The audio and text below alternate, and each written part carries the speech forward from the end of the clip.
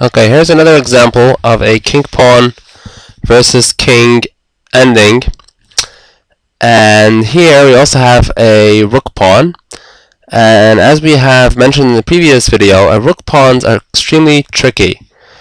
And you have to, the superior side must play right in order to be able to promote a rook pawn. Otherwise, it'll be a draw. And specifically, it must occupy a critical square in order to protect the promotion square and clear the path for the pawn to get there. So it must not obstruct its own pawn. So it cannot be, in this particular example, the white king cannot be on the A file, and it also must be able to adequately protect the pawn as it marches into the queening square. And so this is not good enough. So it must be on B7. That's the critical square, B7. Very important to be on B7. If it's on B8, that's also okay, but usually B8 is not going to be quite good enough because it doesn't protect the pawn as it marches in. So it's going to have to be on B7. The B7 is very important because it doesn't let the black king get too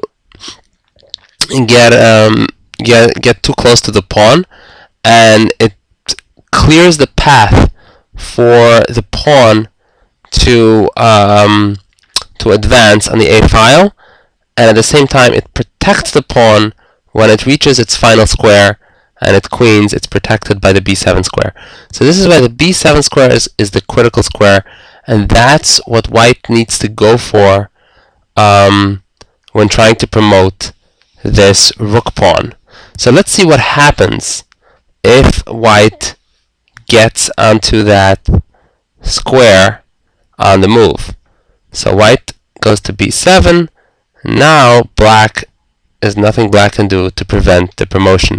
Black tries to reroute its king and go after the white pawn, but it doesn't matter. Once white is on B7, there's nothing black can do to go after the pawn. White doesn't even have to move.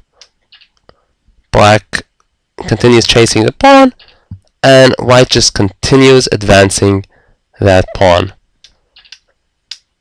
And at this point, obviously, black resigns because there's nothing black can do to prevent the queening of the pawn. So here we have an example of how to properly protect a rook pawn as it advances to the queening square.